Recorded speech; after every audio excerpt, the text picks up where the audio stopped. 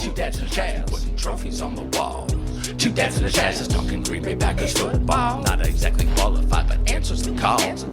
Two dads and a Chaz talking Green Bay Packers football. We gonna break it all down, probably leave out some facts. We gonna make some statements that we'll likely regret. Mostly gossip and rumors made straight off the top. So crank up the air conditioner, cause it's bound to get hot. Two dads and a Chaz, you know we live it and we live it right. Two dads and a Chaz, we gonna break down football for you tonight. Besides them rings and putting trophies on the wall. Trophies, y'all. Two dads and a Chaz is talking Green Bay Packers football. Yeah, we talking Green Bay Packers football. Oh, welcome, ladies and gentlemen, to Two Dads and a Chaz podcast. The Green Bay Packer pod with the dad bod. We want to thank you all for joining us here. However, this podcast is not for kids as we use foul language and borderline cancel speech. So if you got cheese in your veins, beer on your breath, and Packers in your heart, welcome home, ladies and gentlemen. I am your host with the most, Chaz, aka the Wisco Kid. But now it's time to introduce the dads of Two Dads and a Chaz pod. This guy is one of the greatest Packer fans on God's green and gold earth. He lives on a steady diet of donuts and big dick energy drink, and he hasn't slept in months. Give it up for T-Bone. I am really excited, and I don't remember why. This next guy has come in second 3 years running in the distinguished Dane County Beard Off. And he has come in first place 3 years running in the Putnam County Annual Spelling Bee for children ages 8 to 12. Let's give it up for Ty. Thank you, Chaz. I'd spell thank you, but I'd probably get it wrong. Chaz, Packer Nation. Glad to be here. Last but surely not least, this dad is a peeping Tom. He's a guy who actually enjoys the DMV, and he never tips his waiter. The only man to ever have his tonsils removed twice. The porcelain princess herself, Aaron Mayhew. What the fuck introduction was that? I don't know what you did to this guy, but he's been fucking hitting you hard for weeks here.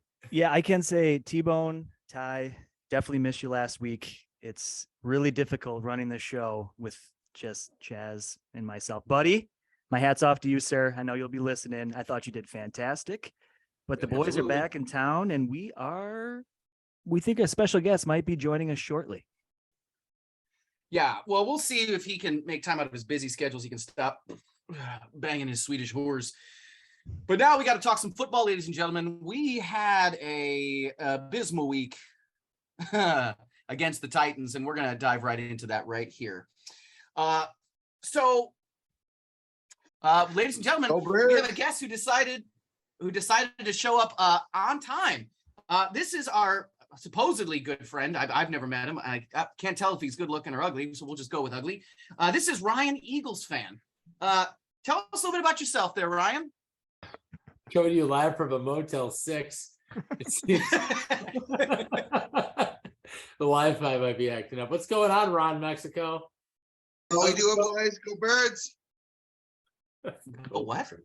We eat Go birds. Birds! Is that what they say? Yeah, go That's birds. exactly what they say. That's so That's stupid. what champions say. Hey, Ryan, Well, I mean, how yeah, many go ahead. people have you just murdered? Just be honest with me right now. Coming to you live from Dane County. Dane County. Okay, sir. Well, Wait. Ryan, we'd like to welcome you to the show here. I'll tell you what, let's open it up here. Big Philadelphia Eagles fan like yourself.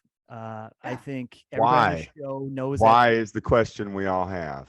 the fan Well, let him- base has a reputation as being very passionate, and the stadium itself, I believe, actually has a courthouse in the basement to consistently try people on site before they send them off to jail. Now, I'm wondering, you, sir, what was it like growing up in an environment like that, that obviously turned you into the diehard Eagles fan that you are? in Philadelphia?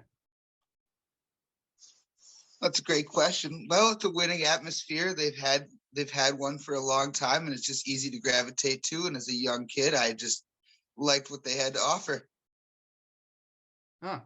And I mean, can you tell us a little bit about what it was like growing up just on the streets of Philly, being an Eagles fan? Yeah. On the streets of Philly. I can't say I grew up on the streets of Philadelphia, you know. West Philadelphia? um, Born and raised? On the playground? no, not born and raised. Where did you grow up? Here Yeah, in Wisconsin. What the fuck's What? going on, Ryan? How did this What happen? the hell's wrong with you, dude? Well, Jesus. Guys, Where's easy, your easy, dad? easy. Okay. Interesting. I've never experienced that before. I'm sensing a lot so- of tension in the room there. I understand football, you know, is a tough subject nowadays in the old Green Bay as it is in Wisconsin. Goddamn So I right. understand. Let the thrashers fly, if you will, you know. No. Actually, I wanted to ask. I mean, so you guys are coming off like a 9-1 right now, right? Like you guys are doing 9-1, pretty correct. damn well. 9-1. Pretty So well. I gotta ask you, what do you think it's going to be like when your team absolutely has done a season like this and completely shits the bed in the first week of the playoffs? Shits the bed in the first week of the playoffs. Let me see. Well, we'd have to get to that, you know, scenario first. However, what do you feel like if we just completely run the table and win the Super Bowl and hoist up another Lombardi trophy within the next, since 2017? Well, I think we got a pretty good chance of winning out.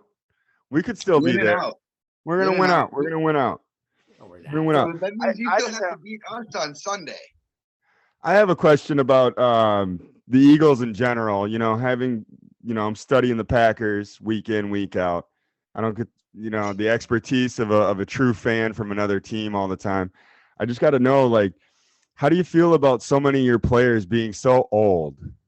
So old. Well, you know, with age comes experience, which is how we're 9-1 most likely. And the torn ACLs coming the following 6 weeks. Not worried about Coming that the at all. following 6 weeks. I mean, I'd be more worried about I'm worried about number this one. 12 and the following injuries. His old ass is gonna be insane, you know. I mean, he's still got to go through some tough defenses. You know, the Philly front four is going to be coming after him hard on Sunday. So, you know, you don't want an old Fletcher Cox falling down on your old ass either. You know, if you're Rodgers. So Sounds like he's going to be coming. Is this is the national game? This is the Sunday night game. it is the Sunday night game. Have the Eagles had a marquee game like this? Have you been watching the NFL this year? I have. Which one of So- those was the one where they beat the Colts by 1?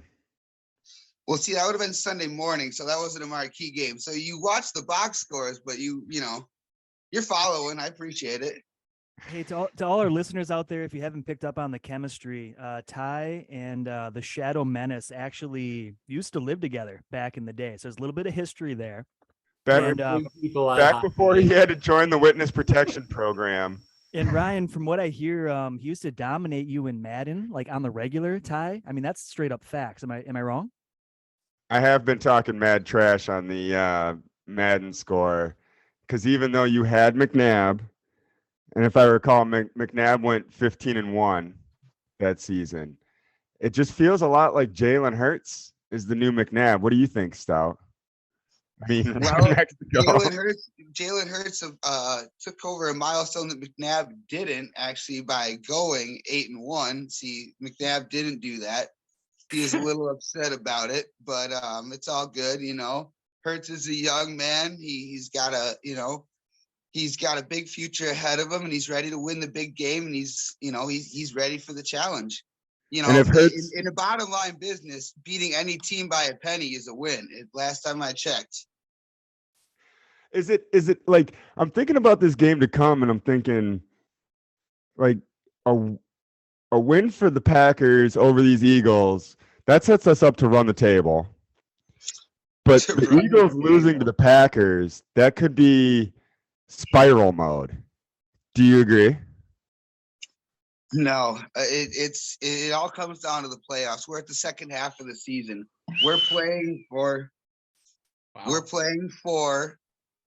obviously to get home field rights in the NFC playoffs, which I don't think the Pack are going to squeak in with, even against a win with the Birds. You guys still have to play the Bears. You guys still have to play the Lions, I believe, and those two teams are coming off wins, if I'm not mistaken. I don't know, Ty. I'd say your road to the playoffs is a little bit bumpy. It would be, except the NFC is just so terrible this year. It's leaving Is it it wide though? open We have the for Aaron Vikings. Rodgers to show up and do what he does in the playoffs, which is get to the NFC What, take a Championship, dump? and we're going to see you there. We're going to What see does you he do there. when he gets to the playoffs? He takes a dump. This isn't 2010, bro. Every time he's gotten to the playoffs, he hasn't made it out of the toilet seat, or excuse me, off of the toilet seat. He just had some bad chicken, man. I mean, it seems to me like the Packers in the playoffs have about as many moves as it takes to get off a toilet seat. And last time I checked, that's only one. Question for Mr. Stout, Mr. Ryan, Mexico. What made you choose select born in Wisconsin, raised in a wonderful town with wonderful people? Yeah, I'm gonna go ahead and just randomly root for a team full of idiot fucking racists in this town and fucking skinny sidewalks and a dumb fucking bridge. This is me. This is me. I just love Rocky and someone hurt me. So I'm going to root for the Eagles. Did I nail it, Stout? Because I feel like I've pretty much nailed it. Did I nail it? In your version of the world, yeah, sure. You can say you nailed that one. Fucking However, nailed it. like I've said, I choose a winning culture, not just two dumbass quarterbacks that are egotistical maniacs that you can't have your kids root for guys like Rodgers and Favre. Are you stupid? Come on. That's the curse of being a Green Bay Packers quarterback. You get to be God and destroy yourself. These poor children are going to be raised in ages of darkness coming up. It's going to get ugly, boys. You were raised on greatness, and that fire and that flame has fizzled out, boys. It is the time of the eagle. You misread the fucking the placemat at the Chinese food restaurant you're at. It is not the year of the eagle. But like I said, you taste real life every year. You don't have your 13-3. Oh, we're this great team. We're gonna coast through the whole season. Then we get to the playoffs, and then it snows a little bit, and then the 49ers beat us, or then Brandon Bostic happens. I mean, you guys get real. I mean, the Eagles are the most real team you could ever root for. I just chose greatness. God. All right, the banter's been good. Can we dig into a couple of details here?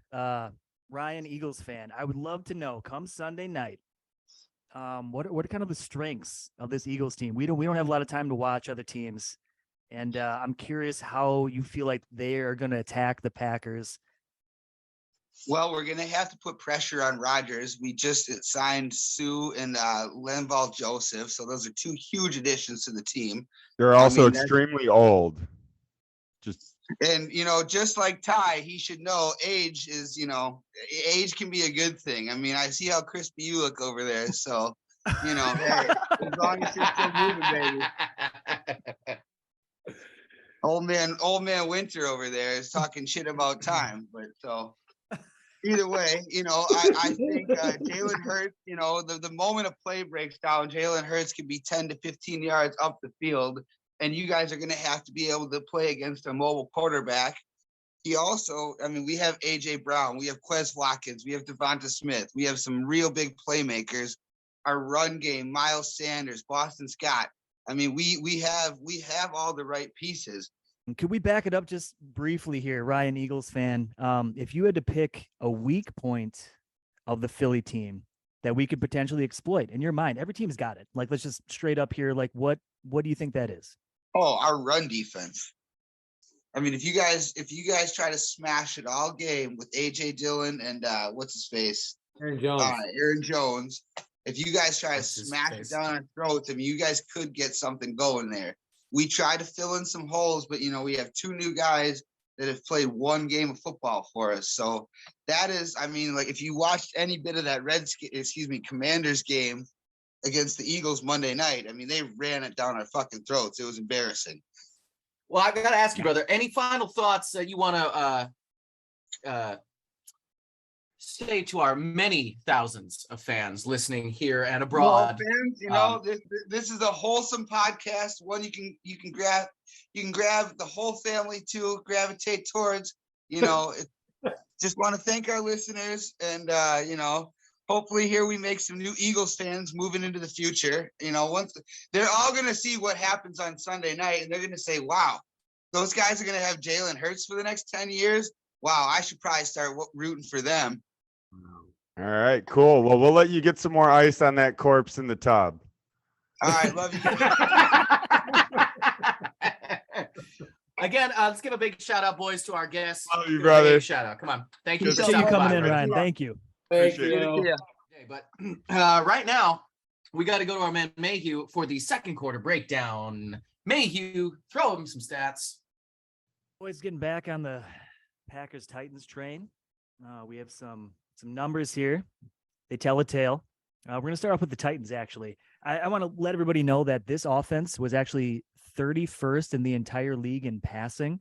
But as Tyson alluded to earlier, we tend to make quarterbacks look like fucking all-stars no matter who's on the other side of the ball. So Ryan Tannehill, incredibly efficient, 22 of 27, 333 yards, 2 touchdowns, and 1 interception by Razoo.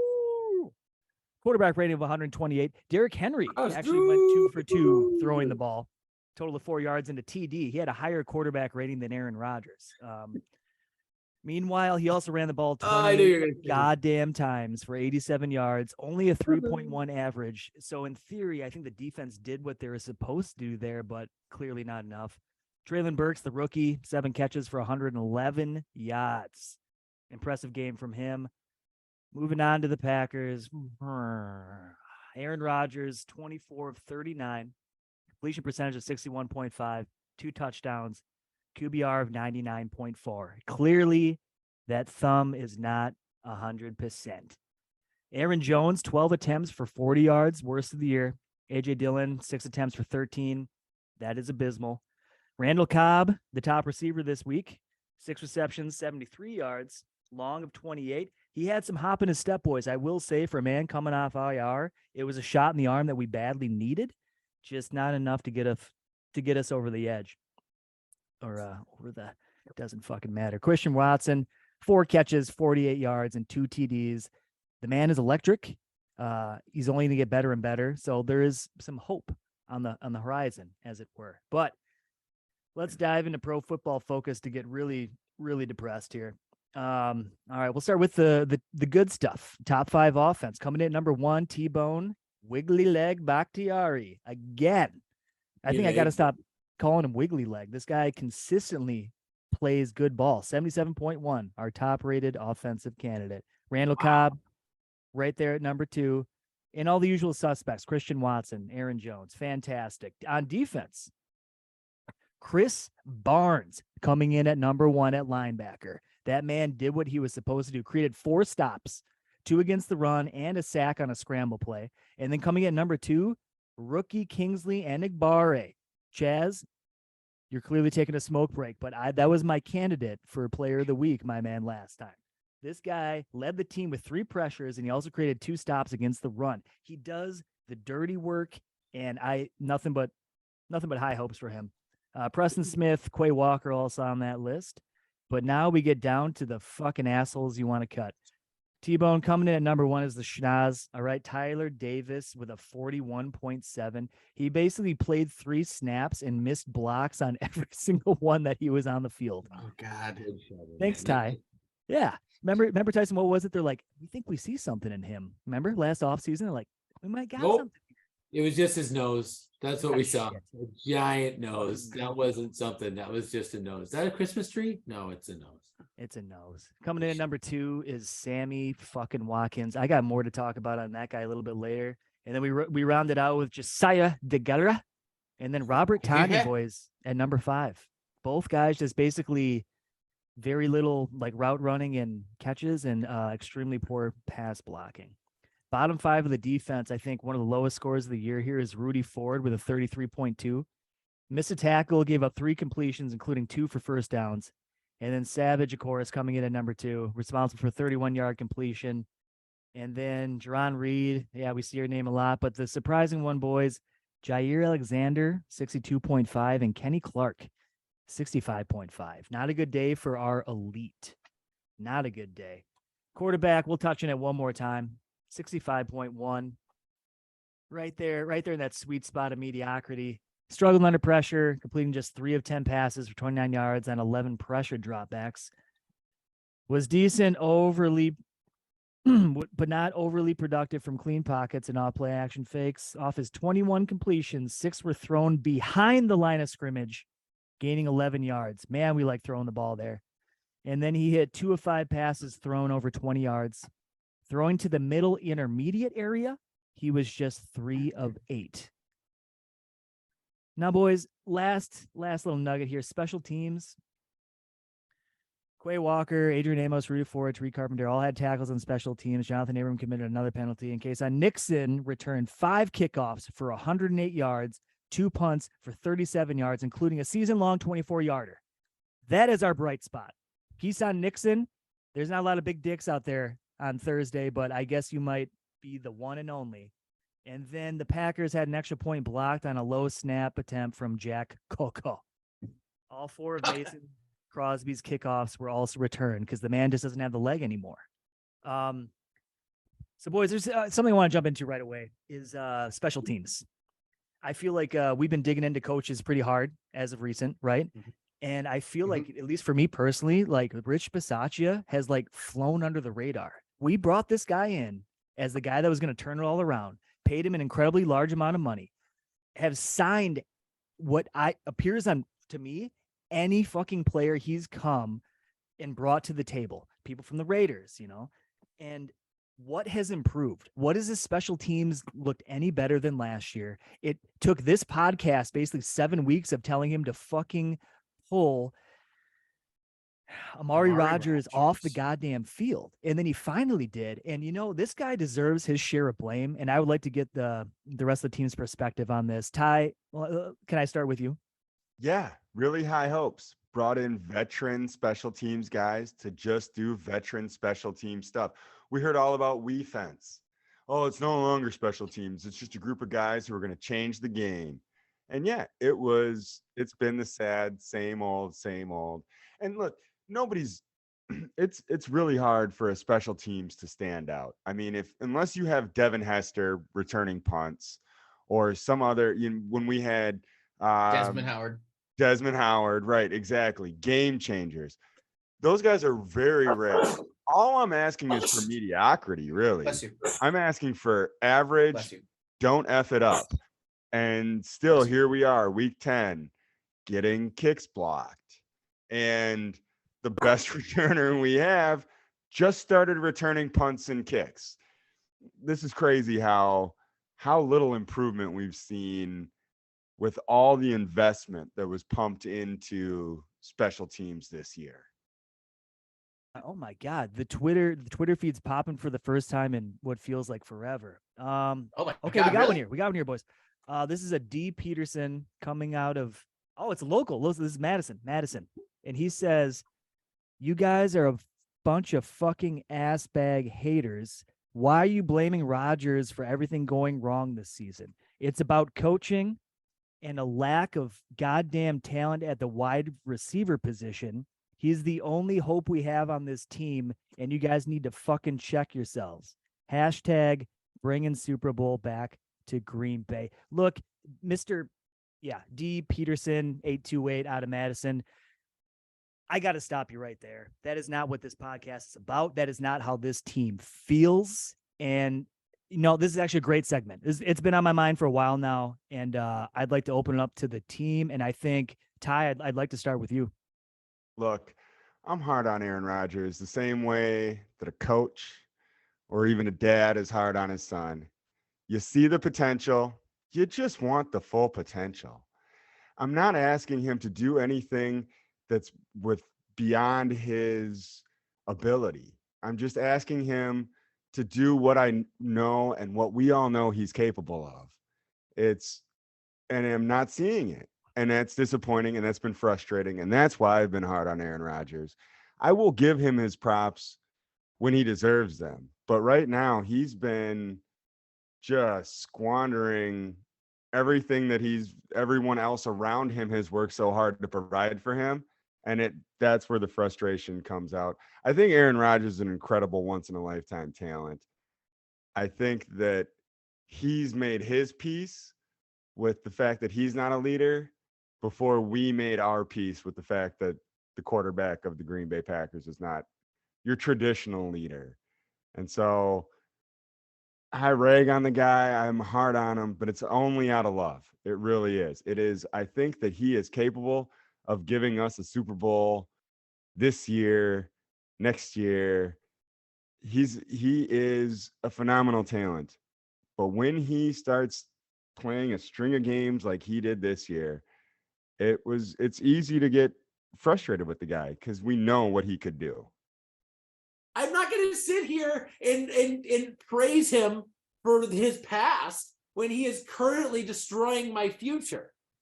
We gave him the keys to a functioning franchise. And at this point, this team in the offseason, in my mind, was at that same point. By us trying to make this about him, by us not giving him enough, by this being about Aaron Rodgers, this whole franchise right now is in jeopardy. I'm sorry. I do blame him. I'm sorry, D. Peterson, whoever your name is, mystery man. I will say this. Yeah, fuck Aaron Rodgers right now. I don't give a shit. Look at my garage. Full of pictures of this guy. Who's crazy here? You know? Is it me? I feel like the segment started off as how we're not Rodgers haters, and then 45 minutes later, we just destroyed this man's I'm a Rodgers existence. I'm gonna shit. No. I think look, there's so many layers to this situation culminating into like the year that we have. And these boys did touch on like a lot of it.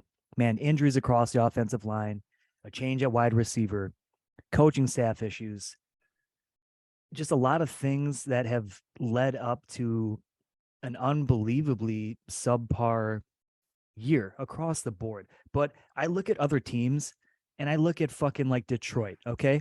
You want to talk about their receiving core? They traded away Hawkinson. They got a bunch of fucking nobodies and they've won like 3 in a row, putting up like 35 points a game, having one of our old running backs, honestly, like flourishing. Okay. There's other teams out there with subpar wide receiving core. So everybody out there trying to tell us to get another wide receiver or this isn't enough. For me, it's kind of like, you need to stop. You need to stop. If you are one of the most elite quarterbacks in the NFL, Aaron Rodgers, you need to find a way, my man. You're getting paid $50 million a year. Christian Watson is about to explode stud in this league, okay? Your running back duo, like Ty just said, incredible. The offensive line is kind of coming together. I think we have an offensive mind in our head coach that can at least scheme a game together where we can put up more than, it should not be this difficult to put up like 24 points, okay? And when it comes to leadership, we talk about this all the time, but man, he's got to stop going on fucking shows, in my opinion. Or if you do, you need to dial it back. Do not call your teammates out in public. I don't care if you've been playing ball for 20 years. Nothing good in my mind comes from that. That is not leadership. You have not earned that privilege. It's something that should just be kept fucking on the DL, man. When you he expects people to keep it on the DL against him, and he feels personally attacked that the rest of us are talking about the score of the fucking game, or talking about the stats of the game. Yep. They're putting him in a tone that makes him sound like he's not playing well. And now you guys are attacking me after everything I've been through. Like, no, dude, you're playing like dog shit. Admit it. Admit that you are not playing well and that you probably should sit down. I think the problem is he's been on the slow fade, but it's been masked by LaFleur in that the success we had the last couple seasons didn't allow him to see who he was currently. And so when you're winning 13 games a season and you're going to the NFC Championship and you're winning the MVP awards, it's easy to think that you're still on top of your game. And he didn't see that it was a lot of people around him making the team better. And he was taking all that credit. And now there's a little, I don't even want to call it dysfunction. I think it's just a rocky part of this fantastic, historic franchise that we have every once in a while, we're going to hit a gravel road. And I think that this gravel road has just exploited the fact that Aaron Rodgers probably should have hung it up a year or two ago. Look, should- that's too much for me, Ty. That's too much for me. I don't think this guy is like declining from age. I do think the thumb is having way more in effect than he's willing to admit. But for all the off throws that we see, there are 5 or 6 dimes every goddamn game where I'm like, he hasn't lost a fucking thing, but he's gotten sloppy, in my opinion. He's gotten And way too greedy. sloppy, and he doesn't. You talked about it. Doesn't want to like stay within the coach's parameters, and now it's like this hodgepodge of like the coach might call a play, it gets audible from him, or he sticks to the play, and that doesn't tend to work out. And the coaching staff in general seems incompetent this year. It doesn't seem confident. It doesn't seem coherent. And week after week after week, it's goddamn week 12 coming up, guys. And we have not found our way. And I think it might be time for a short commercial break, in my opinion. I think we've said enough at this point. I like what I'm hearing, gentlemen. Ladies and gentlemen, we are Two Dads and a Chaz podcast. We are going to go to our commercial break. We'll be back in just a second. Do you suffer from GERD? Are you tired of constantly talking through burps? Did you cheese up on these so hard that you've got bile burps? Are you eating Tums like they are those cherry-flavored cough drops from your childhood? You know the ones. All of this could be a result of GERD, gastroesophageal reflux disease. So what you need is GERDEX, a fun new product that allows you to eat the spiciest, hottest, creamiest, thickest, gut-wrenching food without blowing out your O-ring. So try GERDEX today, so you can eat more garbage food and shove it in. Shove it in. Welcome back to Two Dads and a Chaz podcast, ladies and gentlemen. Again, remember, if we reach 1,000 followers, Tyson will literally do a podcast shirtless. Now, I doubt that's going to happen this season, but I would like to see those numbers get up. So if you love this podcast, share it with your friends, your families, but not your kids. So I'm going to pass it over. It's one of my favorite parts of the show. And this is Tyson's rant of the week. Thanks, Chaz. I appreciate it. I guess where I'm at right now is looking at the season. I saw a statistic the other day that we have a 5% chance of making the playoffs. 5%, which means that like nearly everything would have to go our way. All these teams would have to lose. It's pretty unlikely. So if we are mathematically essentially out of the playoffs, how does that change the purpose and goals of this year? And how does that and what becomes our new top priority is my question. Who should bear the responsibility to demand a shift in strategy? And how long should that take, given that we are now unable to make the playoffs, regardless of how many wins we may or may not have this year? The way that I look at it is the longer that this takes to become a reality, that we are not going to make it and we need to start moving towards that next year strategy, the further up the chain that call was made. That's the way I look at it. So let's talk about our chain. Let's talk about our flow chart, folks. Let's talk about the Green Bay Packers franchise flow chart of their executives. Huh? That's fun. Okay, great. So how it should look in theory, right? In theory, you got an owner, you got a GM, you got a coach, you got a team, you know what I mean? So in theory, we got Mark Murphy, right? President. Okay, we got Goody. He's our GM. That's the next guy should be in charge. They got Russ Ball. He runs the money. He makes all that go. We got our board of directors, something very special that only the Green Bay Packers kind of have. Then it goes down to LaFleur, right? Stinovich, the offensive coordinator, our defensive coordinator, Barry. Then you get the head coach, the quarterback, Rodgers, right? And then the rest of the team. That's a flow chart, how it would assume on paper. That's how it runs. And if that's the way that runs, well, then it would seem that if that decision to make that change happens like midway up, by LaFleur should be coming any day now, right?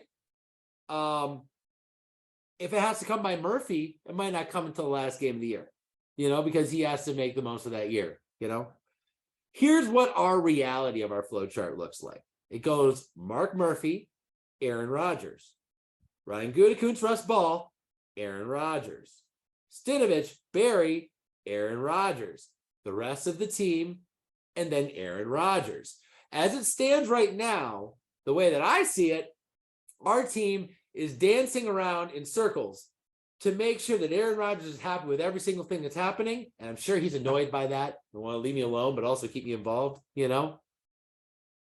I feel like we have so many issues, and the fact that Aaron Rodgers is so up on that list means that I think he's probably going to play every single game this year against our best interest, against his best interest, against everyone's best interest, so that he can feel good in that moment about some kind of completion of a season, about a statistical side, one way or another.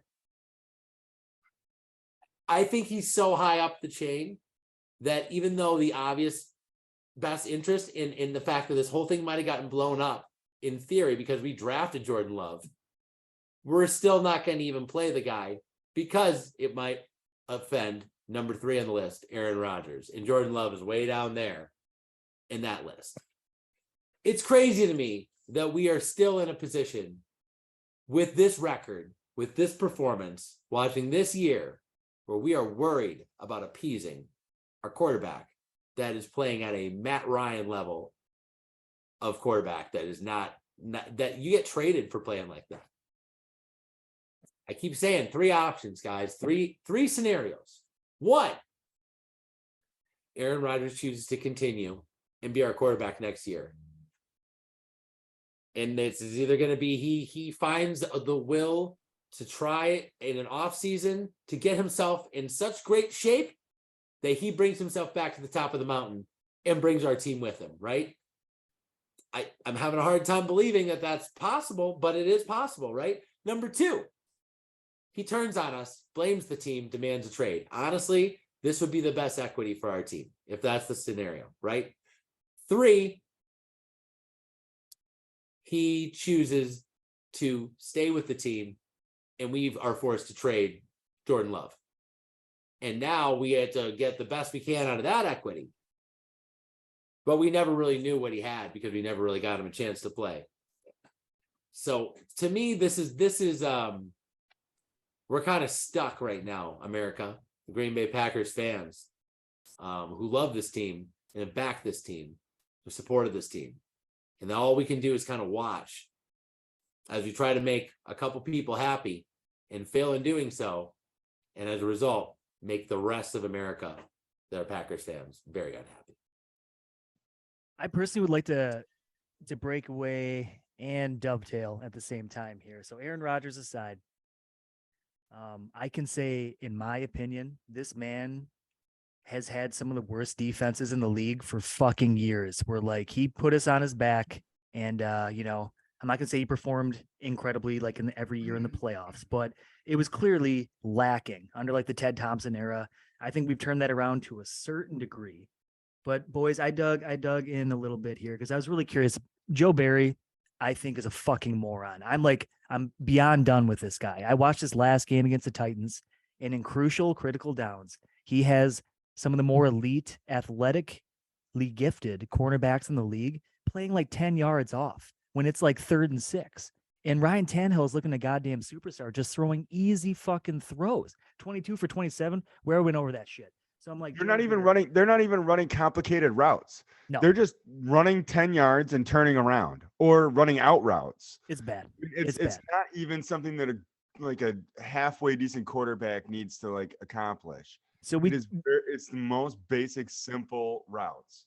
And so Tannehill shredded us. We touched on it in this show, as far as like when we went to hire like a new coordinator, right? So Mike Pettin was basically playing the exact same fucking system of just, we're not going to give up the deep pass. Okay. Our run defense is going to suck balls and we'll just let them chip away at us like all game long and just kind of like, hope for the best. Okay. So we bring in Joe Barry, whose resume was fucking trash. Like the 2 teams he ran, people were trying to say like, well, he didn't have enough talent. Well, it's still odd that you're like at the bottom of the league anytime you've gotten a shot. Now, the other person in the hunt here, besides Jim Leonard, which I wish we could have fucking landed that guy. He did his own thing in Wisconsin. Big fan of him.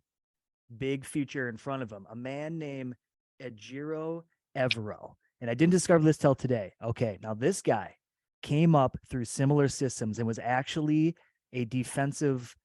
He was like a game specialist for the Packers in 2016 before breaking off and going over to the LA Rams and coming up within that system, very similar to what you would say like Joe Barry. Okay. This guy was in charge of safeties. He was in charge of game planning, in charge of quarterbacks, and he had his hat in the ring. Okay.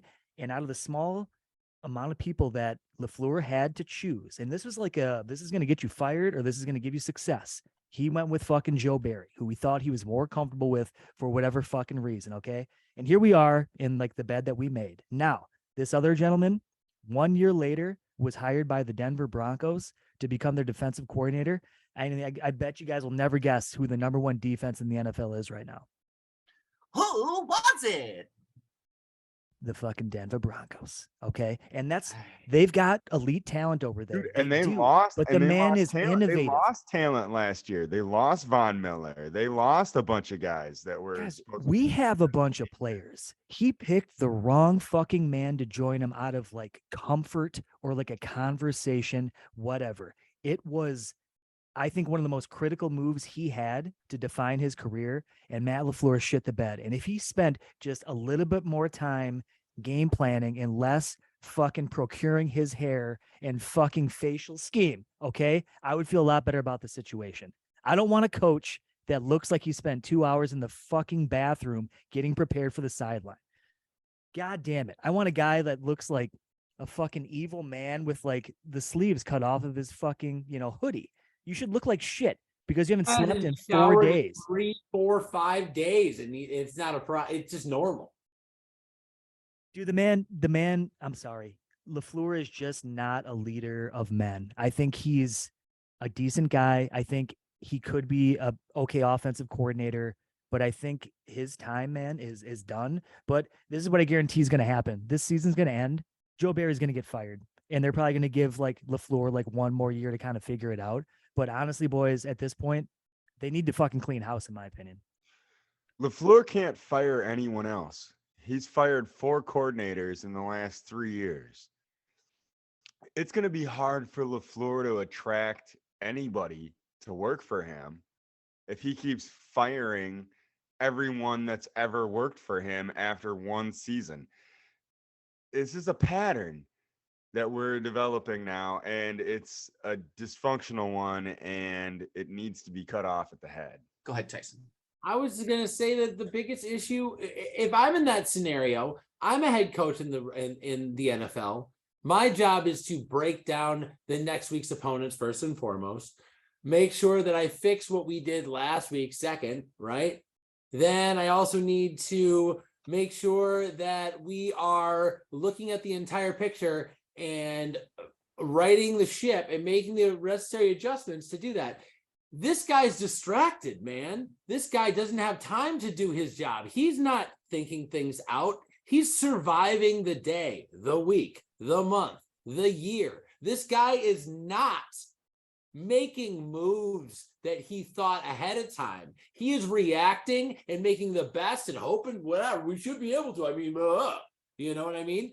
That's what I can't look at this guy and respect him anymore. He doesn't do the job that a head coordinator is supposed to do. You're supposed to coordinate every single thing and make those necessary adjustments and get people on the same page. He seems like he's consistently not doing his homework and showing up and being like, I can wing it. We've done it before.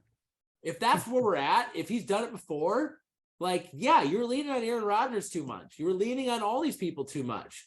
And like, you don't have the strength to have people listen to you and be like, yeah, that has impact. Let's do that. That sounds hard, but you know what? You're right. You're in charge. Let's do it. Yeah, it feels that Tyson, you nailed it. And it feels that way across the board. This coaching staff, like the players are going to say the right thing in all the interviews. We're sticking together, all this stuff, but I can fucking read between the lines, man. Like they're frustrated, like on every level. It's clear.